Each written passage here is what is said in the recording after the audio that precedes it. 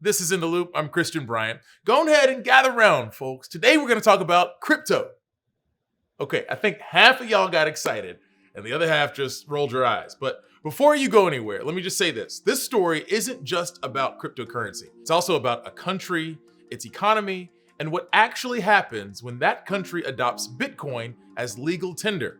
And only one country has done this so far, El Salvador. As Bitcoin becomes more adopted at an institutional level, major fluctuations in price will have a much larger consequence around the globe than they might have before. And we've already seen that play out in El Salvador this year. A major sell-off of Bitcoin wiped out more than $300 billion in value. That's 300 billion with a B. The panic was driven by a mass withdrawal of riskier assets thanks to rising interest rates, inflation, and the economic fallout from Russia's invasion in Ukraine. While that may be bad news for many investors around the globe, it actually encouraged El Salvador's government to invest even more. Despite the country suffering from about $36 million in losses, the government bought the dip, over $15 million worth of Bitcoin, and its national debt grew even further. Estoy anunciando la intención de mi país, El Salvador, de irnos por ese nuevo camino. El camino hacia nuestro desarrollo y, primero Dios, un ejemplo para otros países del mundo. Diseñando el futuro que quisiéramos vivir. This controversial strategy is being spearheaded by Nayib Bukele, the president of El Salvador and famed crypto enthusiast. Seriously, just go look at his Twitter. It's pretty much all about his passion for Bitcoin.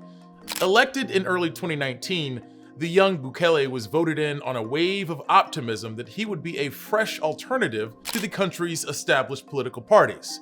Although he began as a self-described populist leftist, he has gradually leaned more authoritarian, consolidating power and even jokingly calling himself the world's coolest dictator.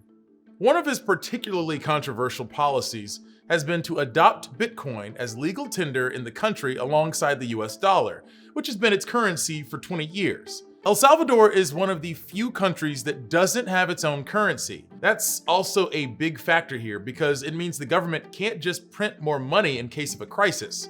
It's very dependent on investments. The government rolled out an app called the Chivo wallet, which works like many other crypto wallets. Either the vendor or buyer makes a code with the price, the other scans it, and that's how you make a purchase. The government based its roadmap for this on the coastal village of El Zonte, also known as Bitcoin Beach, which had already incorporated Bitcoin wallets and ATMs to its residents as a trial run. Some of his wilder plans involved creating a new municipality he calls Bitcoin City, the first city that would be entirely powered and run through crypto. The government has already begun operations to use power from the heat of the country's volcanoes to mine Bitcoin in order to support the project. And be honest, how many of you expected 2022 to be the year of the volcano-powered Bitcoin city? No one? Just me then, I guess. Bukele is hoping that as the value of Bitcoin rises, the country will also make money. And this could also double as a way for global investors to buy government bonds and lend their money to Bukele's government. Currently, multilateral banks like the International Monetary Fund no longer want to lend money to the country out of risk of defaulting. The IMF has criticized this move, worrying it will hurt the nation's already struggling economy even further. So, how has Bukele's major Bitcoin experiment been going so far? The results have been mixed at best. The adoption rate of the Chivo app was low. It seems many Salvadorans don't see its use for everyday purchases and needs, and some of the already existing issues which left much of the population without a bank aren't being solved by Bitcoin. Only about a third of Salvadorans use the internet, about a quarter live below the poverty line, and smartphones are not widely available in rural communities. According to one poll from the Salvadoran newspaper La Prensa Gráfica, nearly 3/4 of those polled said they wouldn't accept Bitcoin as payment.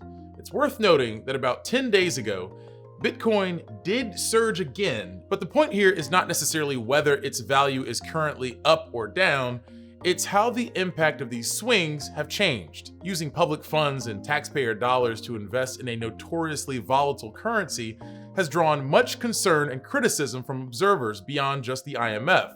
But more institutions around the globe seem to be tentatively following Bukele's example. Goldman Sachs recently became the first major US bank to trade crypto over the counter. As President Bukele presses on with his unpopular mission to rely more on the digital currency, the threat of defaulting looms closer. The government may not be able to pay back its bonds by the January 2023 deadline. And it seems the people of El Salvador may be feeling the effects of the next Bitcoin crash much, much harder.